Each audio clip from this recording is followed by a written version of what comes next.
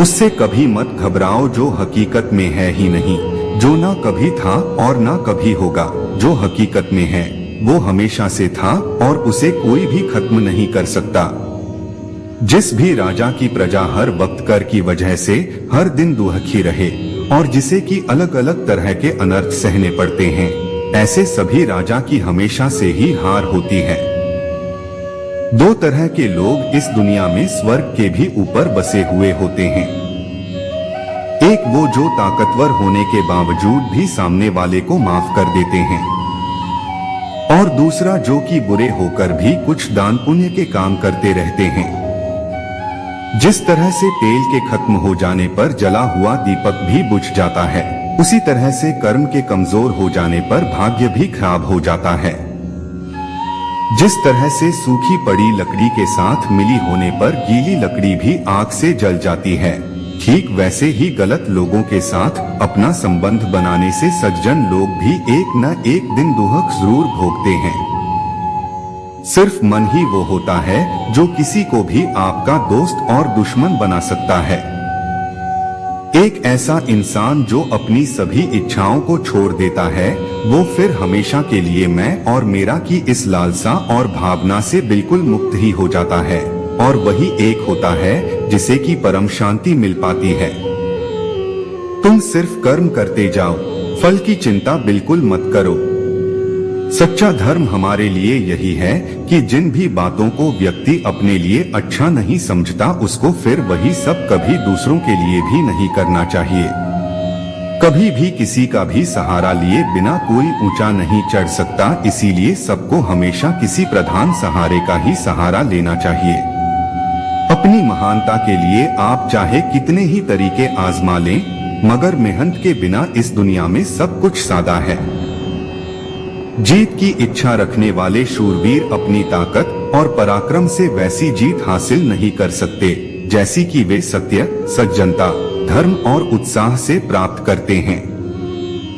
उदासी में जिसका मन दुखी नहीं होता, सुखों में जिसकी आसक्ति नहीं होती और जो राग, डर व गुस्से से रहित होता है, वही स्थिर बुद्धि का होता है। जिस तरह से बिना नाविक की नाव जहाँ कहीं भी पानी में बह जाती है और बिना सारथी का रथ चाहे जहाँ चाहे वहाँ भटक सकता है, उसी तरह से सेनापति के बिना सेना का जहाँ मन चाहे वो वहाँ भाग सकती है।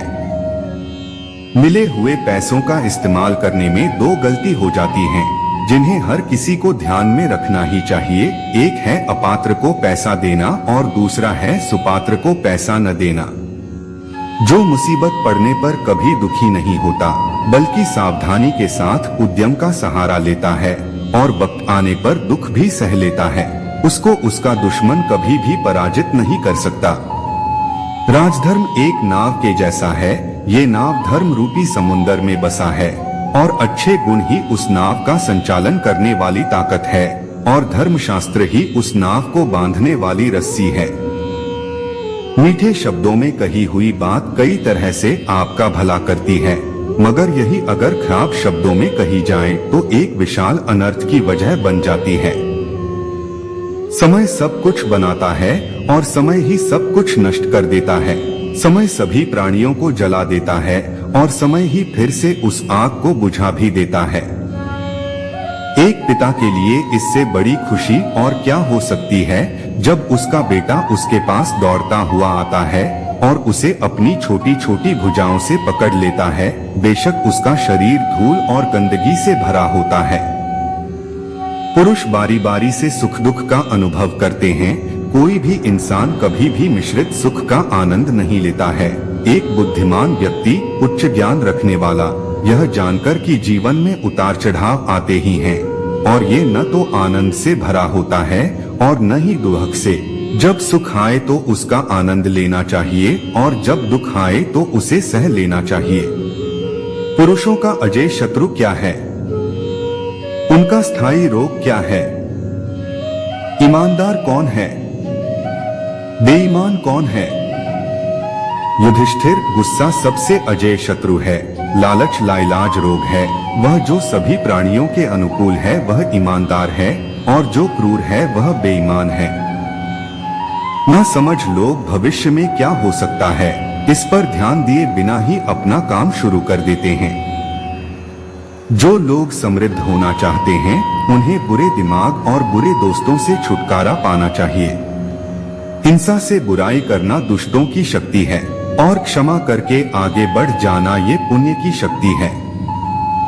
मूर्ख वे हैं जो उसे सिखाने की कोशिश कर रहे हैं जिसे सिखाया नहीं जा सकता और जो उनकी बात सुनता है अविश्वास के साथ।